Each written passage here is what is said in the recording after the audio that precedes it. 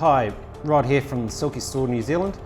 Today we're going to show you the simple task of changing a blade on a folding saw. The instruments you'll need is a flat tip screwdriver and obviously the saw itself. All you need to do is, with the flat tip screwdriver, simply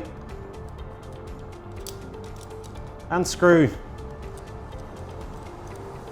the screw itself, pop out the other side,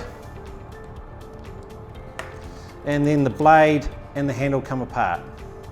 With your new blade, grab it back in and just reverse the process, making sure that the screw side that has the lugs matches the 4 lugs on the handle. This goes in. The washer goes on, and then the screw itself goes back in.